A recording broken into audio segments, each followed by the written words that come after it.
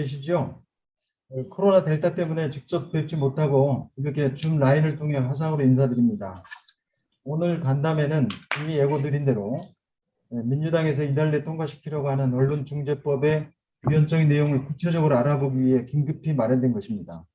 민주당의 기류는 그동안 언론계나 학계에서 언론중재법의 위헌적인 요소와 언론 탄압, 민주주의를 훼손하는 등 많은 문제를 제기해왔음에도 불구하고 국민 여론 80%를 근거로 밀어붙이는 분위기입니다. 이에 대한민국 최고의 헌법 전문가이자 학자이신 이석연 변호사님을 긴급 초빙해 언론중재법의 헌법 위반 내용을 조목조목 짚어보겠습니다. 이 변호사님은 대한민국 수도를 서울에서 세종으로 이전하는 계획에 대한 위헌 판정을 이끌어내신 것을 비롯해 지금까지 200여 건의 헌법 관련 소송을 진행한 최고의 헌법 전문 변호사이기도 합니다. 이 변호사님은 1954년 전북 정읍에서 태어나 전북대학교 법학과를 졸업하셨고 행정고시 23회와 사법고시 27회로 패스하셨습니다. 서울대에서 법학 박사도 받으셨고요. 법제처 사무관, 법제관을 거쳐서 헌법재판소에서 헌법연구원으로 오랫동안 일했습니다. 경실련 사무총장, 감사원 부정방지대책위원장을 역임하셨고 법무법인의 서울대표로 맡으면서 시민과 함께하는 변호사들의 공동대표로도 활동하고 계십니다. 오늘 귀한 시간 내주셔서 감사합니다.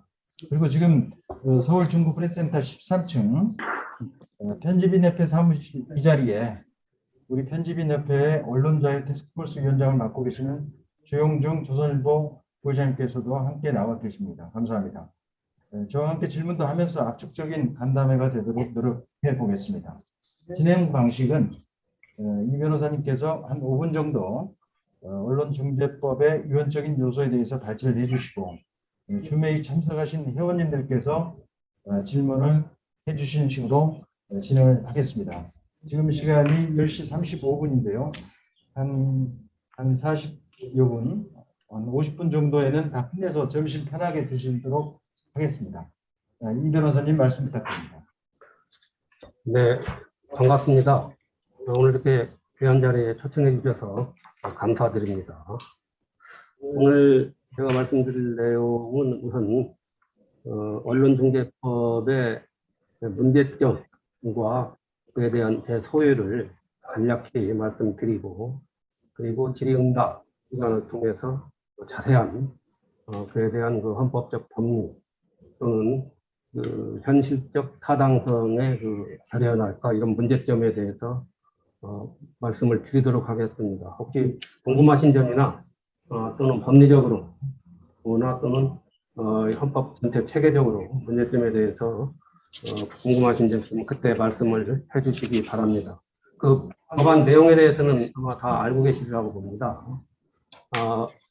그 언론이 고의 중과실로 인한 허위 조작 보도로 인해서 피해를 주었을 경우 손해배상 청구 소송을 하는, 즉 언론 피해 손해배상이 그 제도를 도입하는 것이 핵심적인 요소입니다. 그 과정에서 이른바 징벌적 손해배상 제도를 도입하고, 이 징벌적 손해배상은 피해액의 3배에서 5배를 도입하고, 그리고 그 소송 과정에서 그 입증을, 피해를 받았다는 그 입증을 피해자가 아닌 언론사가 부담하도록 하고, 그리고 그 피해 자체도 최하한을 매출액의 10,000분의 1 이하로는 못 내려간다, 이렇게 규정하고 있습니다. 참 이런 이 세 개의 조항은 세계 언론 관련 법률 어느 나라에도 없는 그런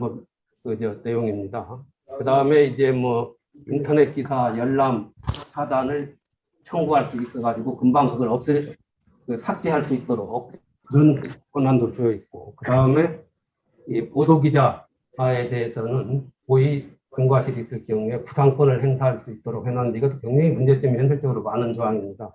그리고 또한 잘하고 있는 그 언론 중재위도 손을 대가지고 중재위원을 대폭 늘리고, 그 위원회 독자대표, 이른바 시민대표를 추가해가지고 아마 시민단체 대표들도 많이 들어갈 수 있도록 이렇게 하는 내용입니다. 아마 잘 아시다시피 이 언론의 자유, 자유는 자유민주적 기본 질서의 구성 요소입니다. 즉 헌법의 핵심적 가치의 하나입니다. 그리고 국민의 알 권리의 토대가 되는 것입니다. 그렇기 때문에 이 언론의 자유를 제약하는 데 있어서는 엄격한 기준을 요한다 하는 것은 이건 뭐 교과서적인 상식입니다. 그리고 세계 각국 통설 판례입니다.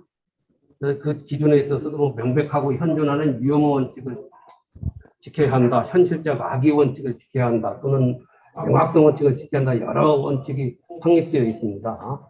그런데 이러한 원칙을 우선 차치하고라도 이번 이 언론중재법의 핵심적 내용, 방금 말씀드린 내용은 이 기본권, 이 언론의 자유라는 이 기본권을 제한하면서 헌법상 요구되는 이른바 과잉금지 원칙이라는 것이 있습니다. 이 과잉금지 원칙은 그 기본권을 제한하는 법률의 목적이 정당해야 하고, 그리고 그 방법이나 수단이 적절해야 한다. 그리고 그 제한으로 인해서 언론이 받게 되는 그 피해가 최소화되어야 한다는. 그 다음에 그로 인해서, 그러니까 제한 법률로 인해서 침해되는 공익과 사익과 또 그로 인해서 하는 그 공익이 비교 형량되어야 한다는 이런 과잉금지 원칙이 헌법 37조 2항에 의해서 확립된 통설 판례로 붙여져 있습니다. 그런데 이 언론중재법의 내용은 차차 말씀드리겠습니다만은, 본론적으로 우선 말씀을 드리면은 언론의 자유, 그 토대로서 보도 자유, 취재의 자유를 제한할 뿐만 아니라 국민의 알 권리를 침해하면서 요구되는 헌법 제 37조 2항의 과잉금지 원칙을 위배할 뿐만 아니라 더 나아가서는 37조 2항 후단의 자유와 권리, 즉 언론의 자유, 본질적 내용까지도 침해할 가능성이 있는 상당히 그 유연적인 발상이다.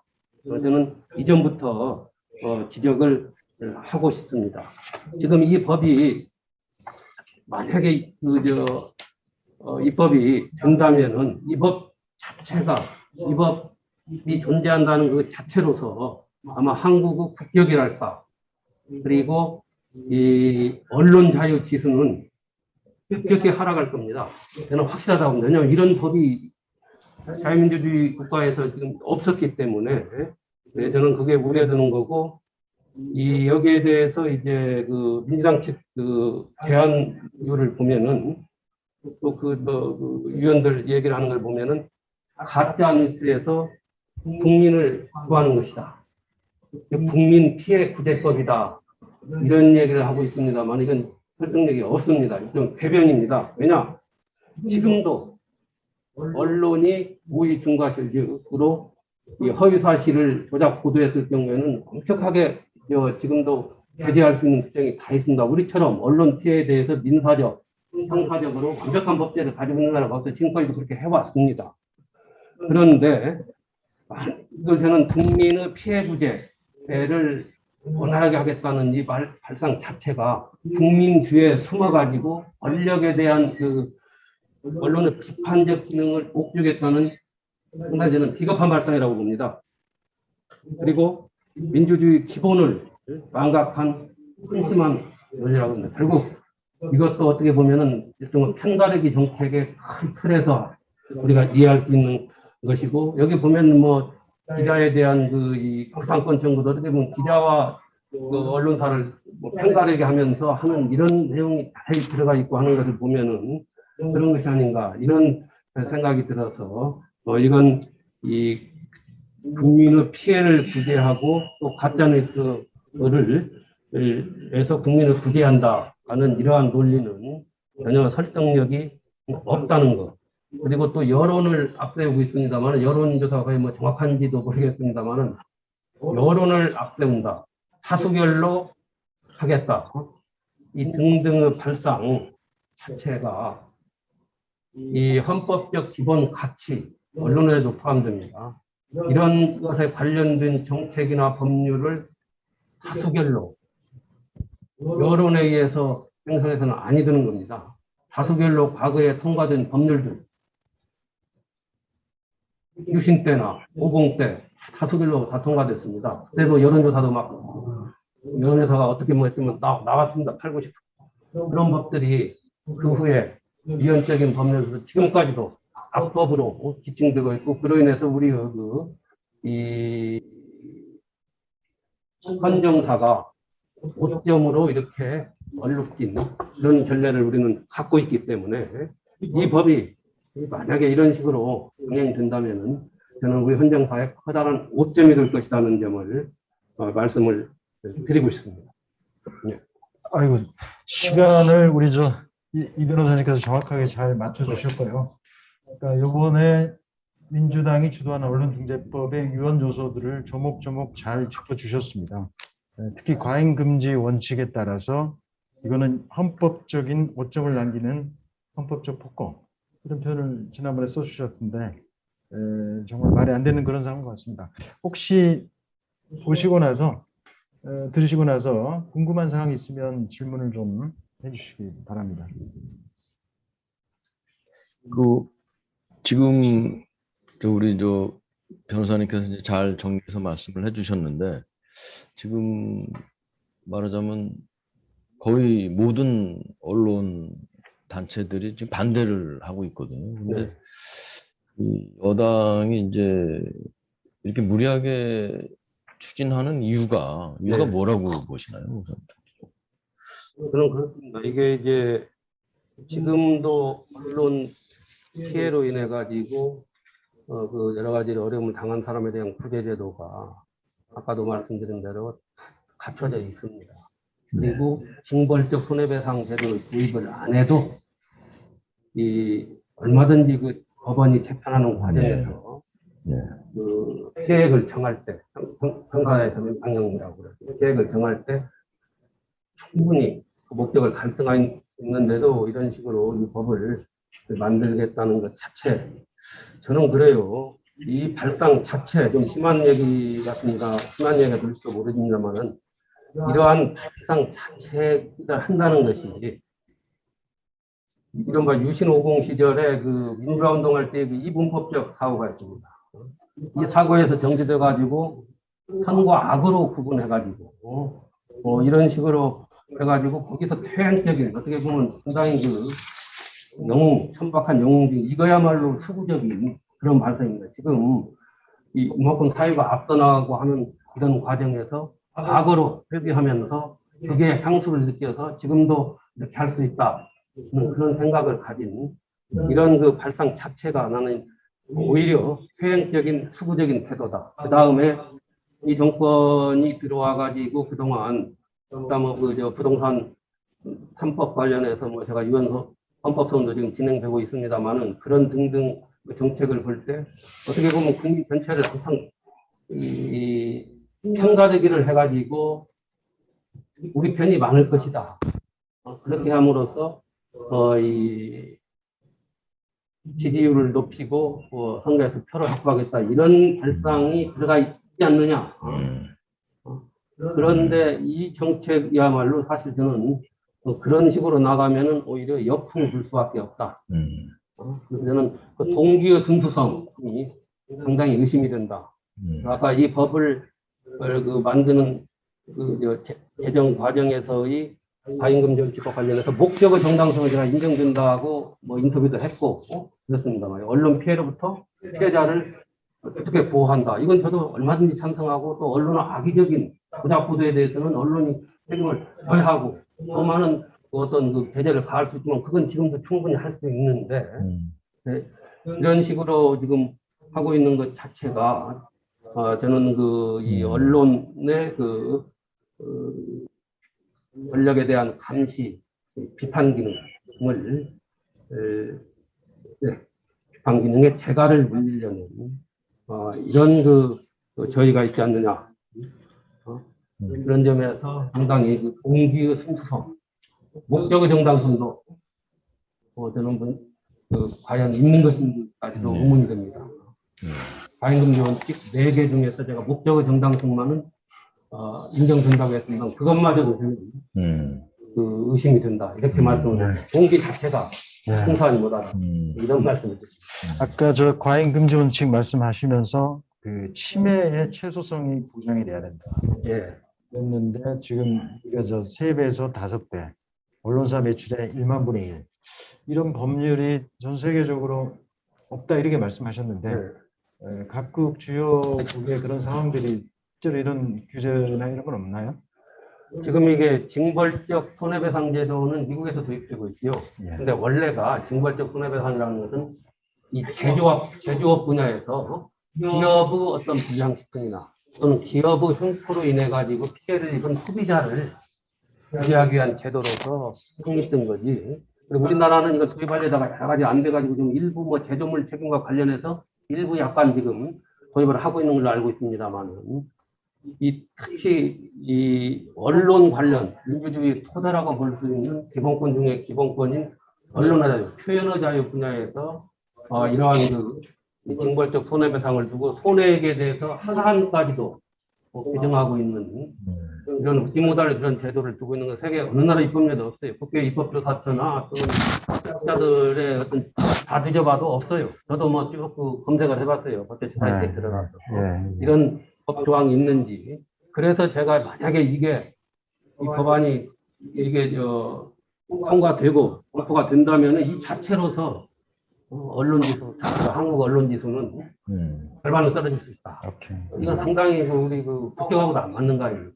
예. 이 발상 자체 오히려 좀 더 진보적이고 좀 더 시대를 앞서가는 생각을 가지면 이런 건 오히려 더 보장해주고 그 피해에 대해서는 얼마든지 다른 지금 현행제도 할 수 있는데 이런 사고를 한 것이 저는 그래서 아직도 그 유신이나 50대 민주화 운동을 할 때의 그 이분법적 사고에서 벗어나지 못하고 있다나 이런 말씀을 드렸습니다. 물론 여기 입법을 하고 개입을 했던 사람 어떤 사람들은 저는 몰라요. 이 발상 자체가 객관적으로 볼 때. 아울러서 저 수단의 적합성 아까 말씀을 하셨는데요. 방법과 수단의 적합성 언론사의 증거를 가하면서 입증 책임까지 져라. 이게 이제 우리 민법하고 충돌되나요? 예.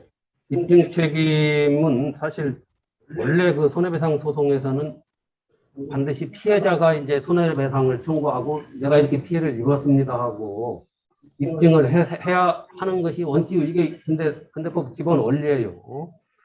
이걸 이제 일반 민사소송에서도 이게 원칙인데 이걸 지금 내가 이렇게 언론 보도로 피해를 입었습니다 하고 손해배상 청구 소송을 뭐 5억을 했다. 이렇게 해놓고 이 피해는 언론사에서 한번 입증을 해보시오. 입증보다는 입증이라는 게 상당히 어렵거든요. 입증보다면은 뭐 5배, 그러니까 뭐 25억까지도 많이 있는다면. 이런 식으로, 이걸 떠맡기는 거. 특히 뭐, 가령, 비교가 좀 극단적일 수도 있습니다만은, 검사가 유리하게 기소를 해놓고, 너 무죄가 있긴 해. 입증하면 유죄다. 이걸 판사도 그렇게 못하게끔 법에 집어넣는 거란 말이죠. 그거와 뭐 그런 걸 생각하시면 좀 이해가 더 빠를 거고, 입증 책임을 이렇게 언론사에게 전가시키면서 하는 게 언론법에서 이게 과연 국민의 피해 구제가 과연 되는 것인지. 그리고 또 하나 말씀드리고 싶은 것은 언론이 허위 보도로 인해서 피해를 입었다고 주장하는 사람들은 대부분의 우리 사회에 공권력을 행사하는 주체가 되거나 또는 사회에 영향력 있는 사람들을 상대로 언론을 하는 겁니다. 일반 평범한 시민들에 대해서는 그게 뭐 서로 속고 속이는 것까지 다 할 수는 없는 거잖아요. 그래서 소위 이걸 공적 인물이라고 그러죠. 공적 인물, 퍼블릭 피겨, 공적인 인물, 공직자나 대통령부터 공직자나 또는 뭐 연예인도 포함될 수 있고 기업의 그 대표, 총수도 포함될 수 있는 거, 이 공적 인물에 대해서는 더 그 사생활이나 이런 면에서 명예 같은 데에 있어서도 제약을 할 수 있고 언론은 파헤칠 의무가 있는 거예요. 이걸 마치 그 사람들이 피해를 입었을 경우 내가 피해를 입었다. 다른 이걸 악용을 한다고 봅시다. 대기업에서 내 피해를 입었다. 언론사 네가 입증해. 그러면은 언론사에 대해서 500까지 뭐 손해배상하고 보면은 대기업에 대한 시대가 제한될 수밖에 없고 가장 중요한 것은 이제 공권력 주체지요. 대통령, 국회의원, 정치인뿐만 아니라 이런 사람들에 대해서는 설사 그 취재 과정에서 어느 정도의 허위 보도나 과장 보도, 사실이 아닌 것이 포함될 경우에 이런 경우에 언론의 속보성이라는 그 본질상 있을 수 있는 거예요.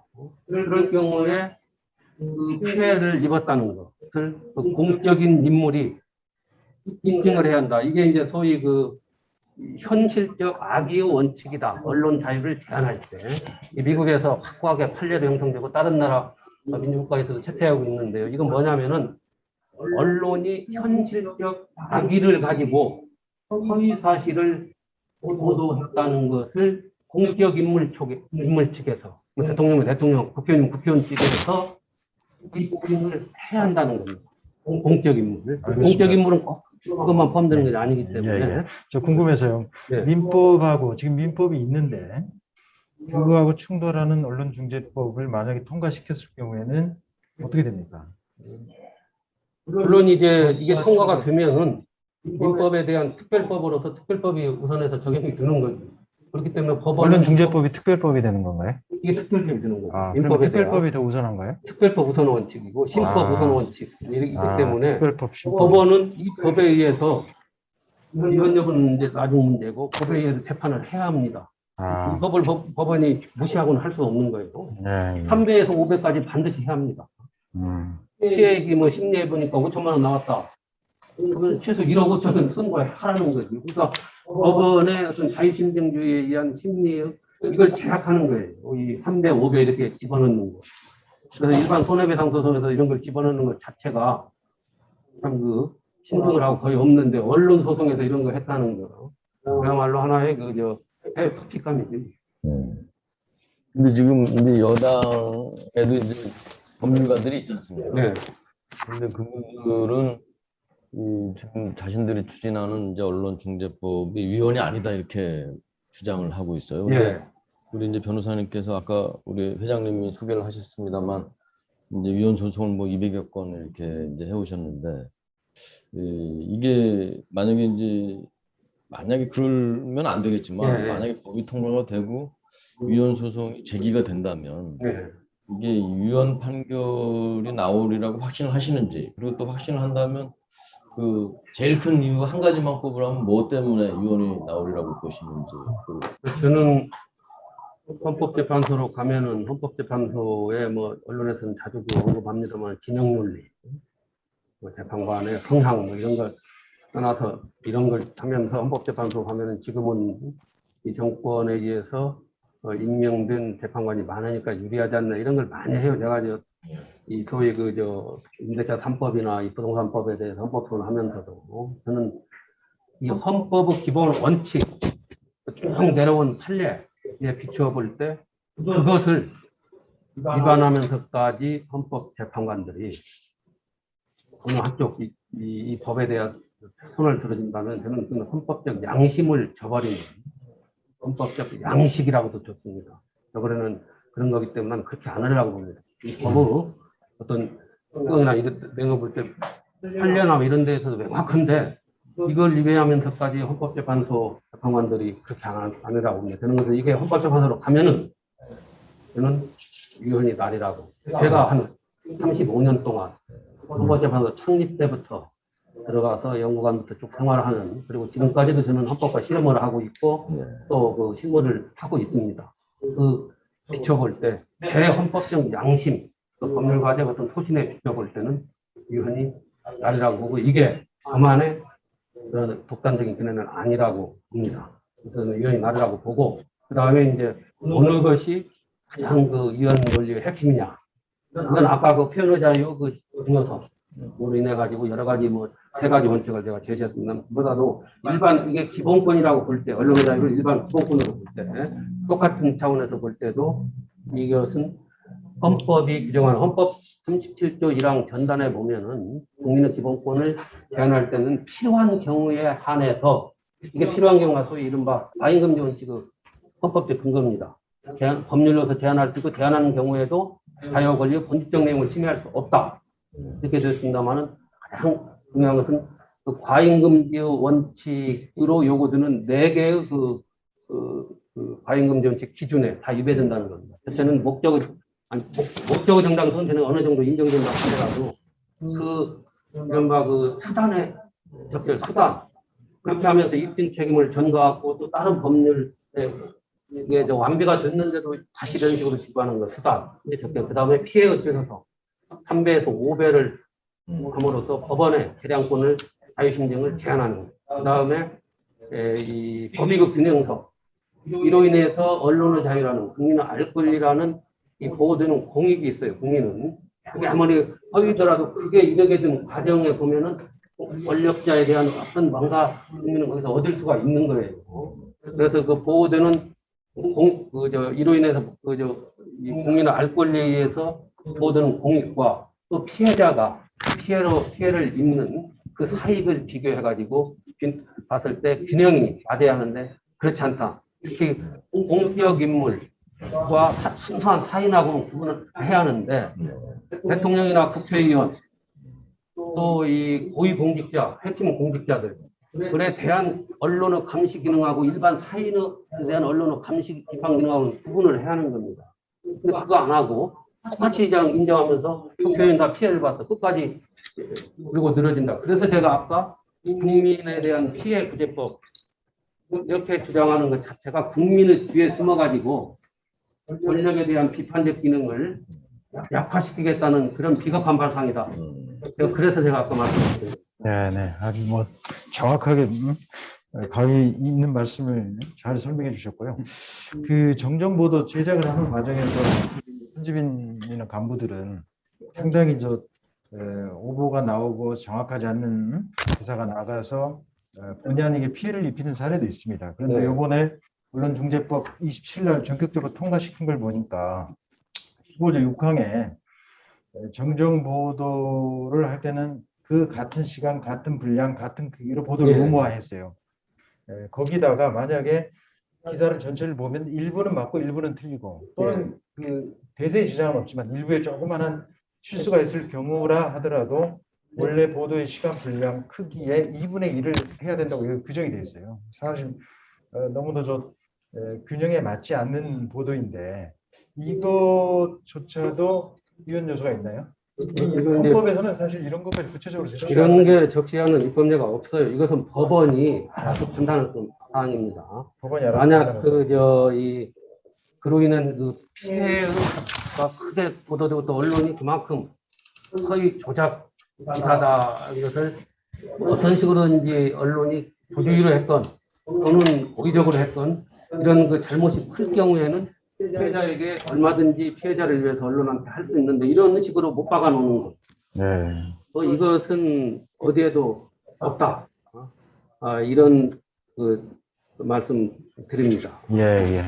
그리고 또 하나 여기서 이제 이것은 질문이 나왔습니다만은 이 보도 기자에 대한 구상권 규정과 네. 관련해서도 지금 질문 있는 걸로 알고 제가 말씀을 드릴까요? 이 문제에 예, 대해서. 질문. 이 지금 보면은 지금 이게 이제 언론 문화체육관광 소위에서 일단 통과됐고요. 이제 거기 남아 있고 다시 법사위 남아 있고 본회의가 남아 있어요. 지금 통과는 안 된 상태입니다만은 소위 징벌적 손해배상 제도를 도입하면서 그 보도 기자, 이 보도 기자에는 저는 이 방송에 있어서 소위 진행자 내지 앵커도 포함되는 건 어떤지 이것도 지금 저는 포함되는 걸로 봐요. 이렇게 되면 또 복잡한 문제가 나옵니다. 방송에서. 이 보도 기자는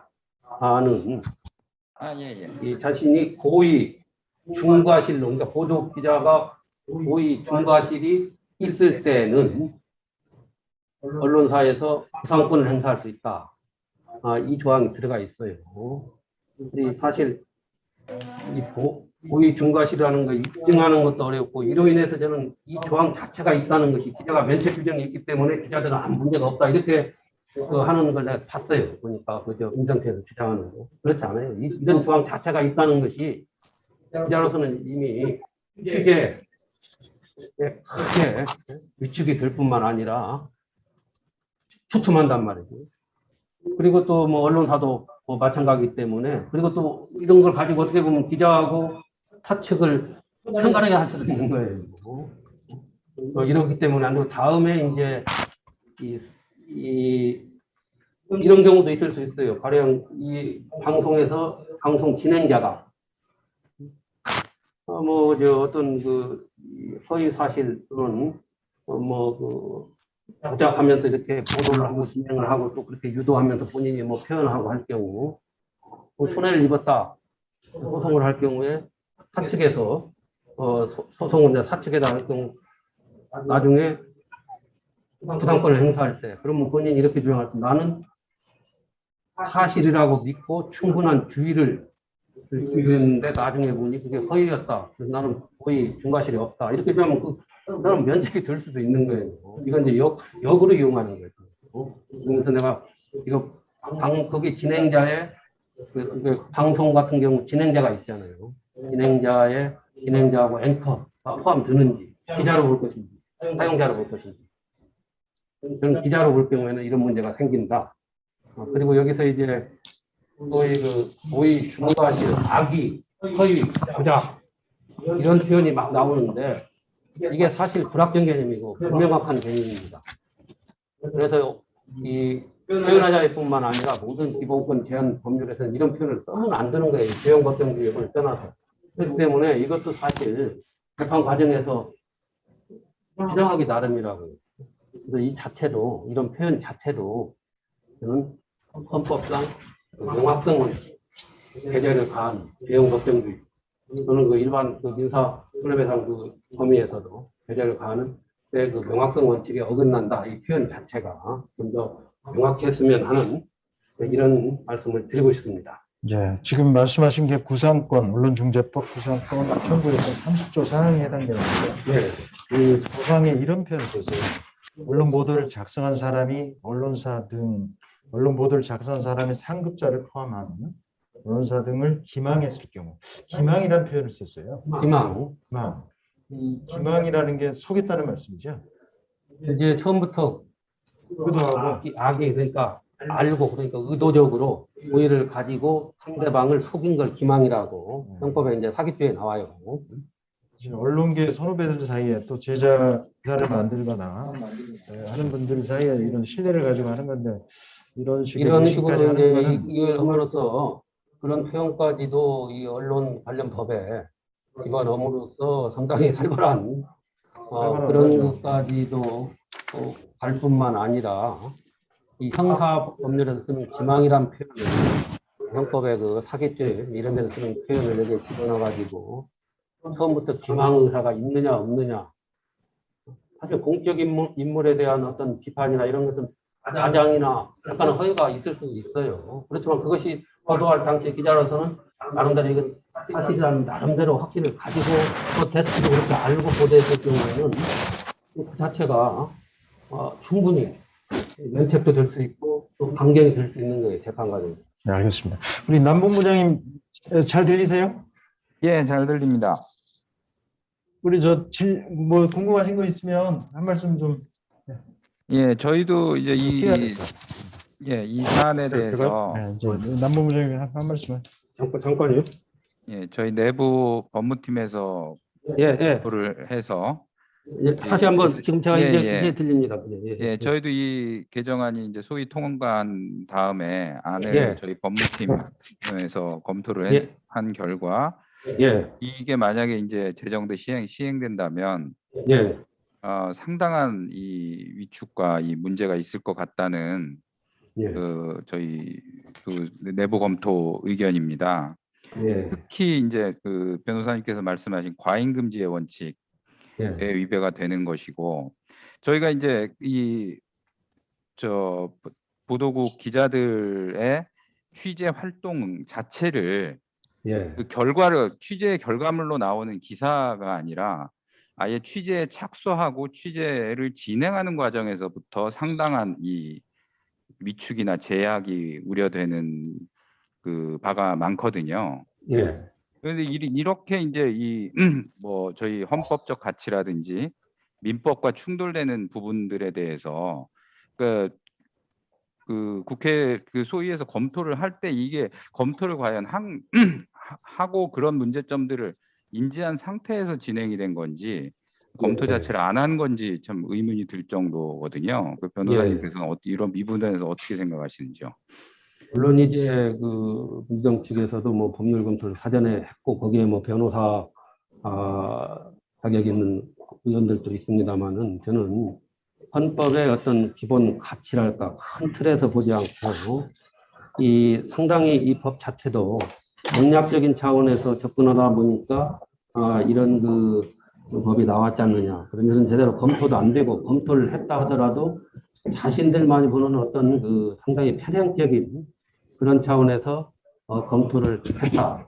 그리고 여기서 이제 제가 조금 그 부연해서 말씀드리면은 지금도 일부 학자들이나 이런 사람들 중에는 언론의 자유도 일반 그 자유와 같이 우월적주의가 있는 것이 아니다. 그렇기 때문에 같은 차원에서 이 제한을 하고 또는 규제를 해도 좋다. 이런 그 학자들도 있어요. 그런데 저는 그리고 그 헌법적 근거로서 그 헌법 21조 제 4항을 들거든요. 21조 4항에 보면은 언론은 타인의 권리, 명예나 권리 또는 공중도덕이나 사회윤리를 침해하는 행위는 아니 된다. 그리고 언론이 이 피해를 입혔을 경우는 권리나 명예를 침해해서 피해를 입혔을 경우에는 그 피해에 대한 손해배상을 청구할 수 있다. 이렇게 규정이 됐는데 이 조항을 근거로 외국의 뭐 미국의 이론은 우리한테 안 맞는다. 우리도 얼마든지 할 수 있다. 이 조항에 의해서 우리 헌법에만 있기 때문에 근데 저는 이것은 우리 헌법의 그 체계적 그 정당성이랄까 체계를 잘못 이해한 것으로 봅니다. 왜냐 원래 21조 사항은 그 조항이 없어도 일반 민법이나 그 손해배상법에 있는 규정 그대로 옮긴 거예요. 옮기고 또 하나 21조에서 가장 핵심적 헌법은 같은 그 이 조항이라 하더라도 이 기본 원칙에 관한 조항 그리고 부수적 조항이 있습니다. 다시 말씀드리면 주된 조항이 있고 종된 조항이 있습니다. 21조 언론의 자유에서도 21조 1항에 모든 국민은 언론 출판의 자유를 가진다. 이것은 기본권 상설적으로 아주 그 이 원칙 기본 조항입니다. 그리고 이제 2항, 3항, 4항 있는데 이것은 어떻게 보면 언론의 자유를 구현하기 위한 하나의 부수적 조항이거든요. 이 조항하고 똑같이 이렇게 보면 안 되는 거예요. 그리고 또 예컨대 경제조항에 보면 이런 규정이 있어요. 123조인가 보면은 이 국가는 농수산물의 이 가격 안정과 유통구조 개선을 도모해야 한다. 이런 조항까지 있어요. 그러면 119조 1항은 대한민국 경제 질서는 개인과 기업의 경제상의 창의와 자유를 존중하는 기본으로 한다. 이 기본 원칙, 이거하고 똑같은 불수는 없는 거거든요. 그래서 21조 4항을 근거로 우리 헌법이 언론의 자유의 우월적주의를 규정하지 않았다 해가지고 이런 지금 언론중재법과 같은 이 조항을 넣어가지고 규제할 수 있다. 이 발상은 헌법에 대한 기본 그 기본적인 어떤 이해가 전제되지 않았다. 이렇게 말씀드리고 그걸 주장하는 학자 있어. 어느 책도 써 있어요. 그렇지 않다. 이건 기본적으로 그 어떤 같은 헌법 조항이라도 유계 질서가 있다. 이런 말씀을 드리고 그런 점을 소홀히 하고 법률 만능주의적 사고에 입각해서 다수결로 밀어붙이면 가능하겠지 하고 그런 발상하에서 이 법안을 내면서 그 과정에서 그런 게 소홀히 되지 않았느냐. 지금 그 유연적인 요소에 대해서 소홀히 했다. 저는 이렇게 봅니다. 네, 우리 남 본부장님 오래간만에 뵀는데 목소리 들어 반갑고요. 좋은 질문 감사합니다. 또 뭐 궁금하신 거 있으면. 예, 없습니다. 죄송한데 제가 회의가 있어가지고. 오케이, 알겠습니다. 죄송합니다. 네, 감사합니다. 나중에 꼭 봬요. 그다음에 그 원래 가짜 뉴스, 뭐 허위 정보, 뭐 이게 사실 기존 레거시 미디어들보다는 오히려 1인 미디어, 유튜버, 정치적으로 악용하는 선수들 이런 데서 많이 나왔는데 갑자기 빠졌다는 말이에요. 근데 이런 게 법의 형평성이나 이런 측면에서 봤을 때도 맞는 건지.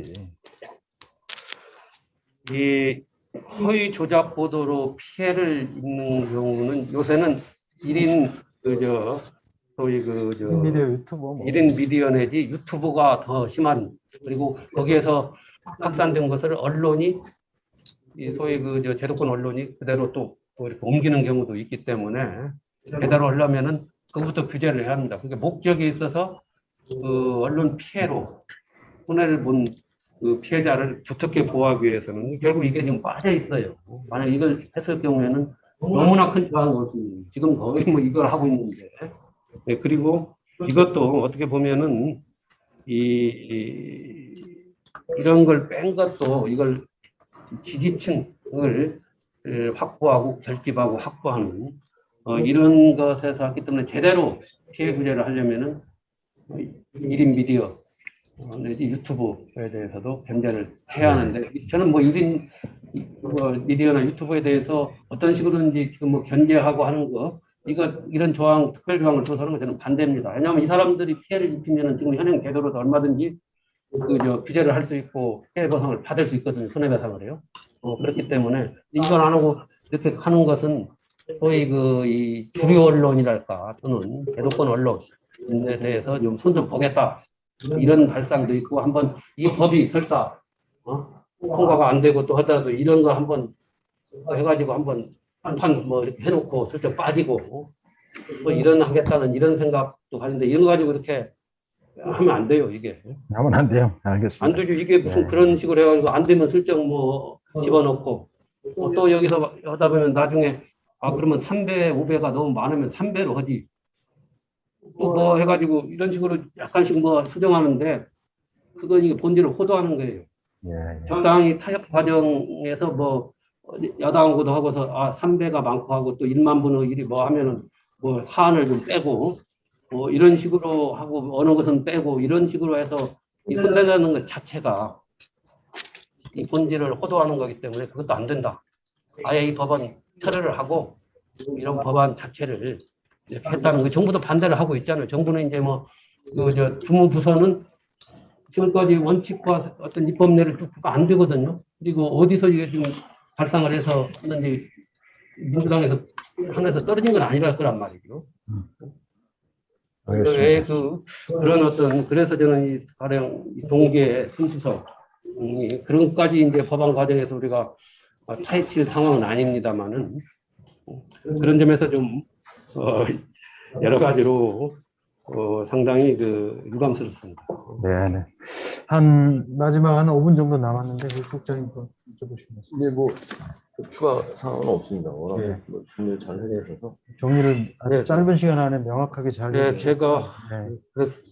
그렇습니다. 저는 그래요. 이제 이 지금 법안이 통과돼서 시행이 된다면은 이른바 군부독재 시대 50대 보도 지침을 뭐 상기한다. 뭐 이렇게 합니다만 저는 이 보도 지침보다도 더 그렇다고 봅니다. 뻔뻔하다고 봅니다. 보도 지침은 그래도 이건 법률이나 법안 형태가 아니고 나름대로 이걸 어느 정도 이 눈치를 보면서 이게 뭐 만들어서 암암리에 실행을 한 거란 말은 이것도 아예 법안을 고쳐가지고 떳떳이 하겠다는 거죠. 그렇기 때문에 더 뻔뻔하고 고약하다 그 말씀 드리고 싶고, 또 하나 작년 꼭 1년 전입니다. 요 무렵이에요. 제 8월에 당시 집권당 독주로 이른바 부동산 3법을 통과시켰습니다. 이 민간 임대주택에 관한 특별법, 주택임대차 보호법 3개 조항, 3법이라고 그러죠.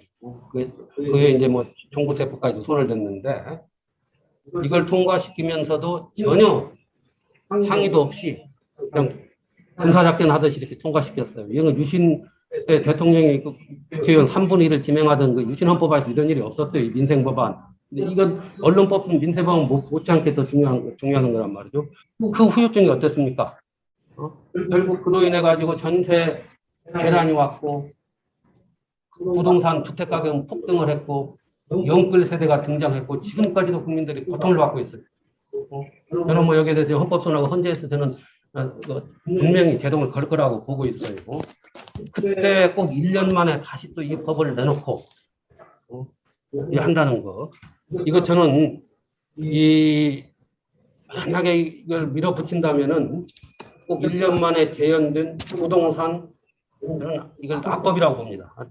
유연적인 법, 뭘 단독 강행 처리할 때보다도 훨씬 더 큰 후유증과 헌정 사이 오점이 될 것입니다. 이렇게 저는 보고 있습니다. 만약에 이 법이 통과된다면은 헌법소원을 나는 내라고 권하고 싶습니다. 그리고 관련 시민 사회와 협조를 해가지고 현장 투쟁을 해서라도 이 문제점을 지적하고 해야 할 겁니다. 그리고 지금 이 이른바 부동산 3법의 그런 전격적인 통과, 유연적인 법을 통과, 유연성 있는 법을 통과시킴으로써 이 정권에 대한 심형차를 받은 적이 선거로서 나타났는데 그걸 아직도 교훈 삼지 못하고 다시 또 이런 법을 만드는 것 자체에 대해서 저는 상당히 유감스럽게 생각하고 또 헌법을 공부하고 연구하는 사람이 아니라 시민한 사람으로서 이걸 나는 거두어드리도록 부탁을 합니다. 그리고 이 법은 저는 거두어드리라고 믿고 있습니다.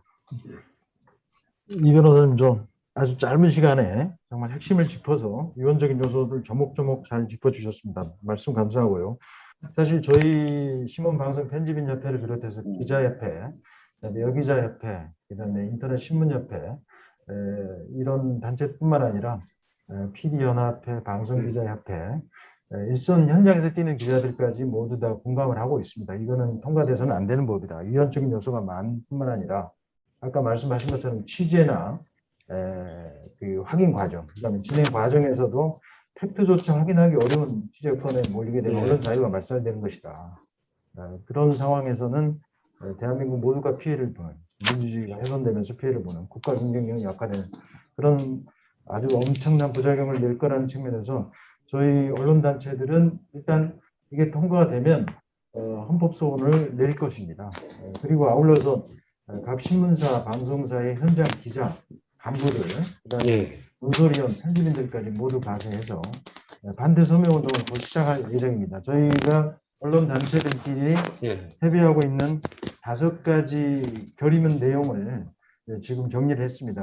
금년간에 이제 언론사에 뿌려져서 공개가 될 건데 제가 간단하게 소개를 우리 편집인 회원님들을 위해서 간단하게 소개를 좀 하겠습니다. 5가지인데요. 첫 번째는 국회 문화체육관광위 및 본회의 회부를 즉각 중단하라. 언론중재법. 두 번째는 지금 말씀하신 것처럼 세계에서 유례를 찾아볼 수 없는 규제 악법이다. 이런 징벌적 손해배상제에 대한 각종 규제의 근거와 입법 사례를 정확하게 밝혀라. 그다음에 이제 민주당이 하고 있는 세 번째가 헌법학자들의 의견을 겸허하게 들어봐라.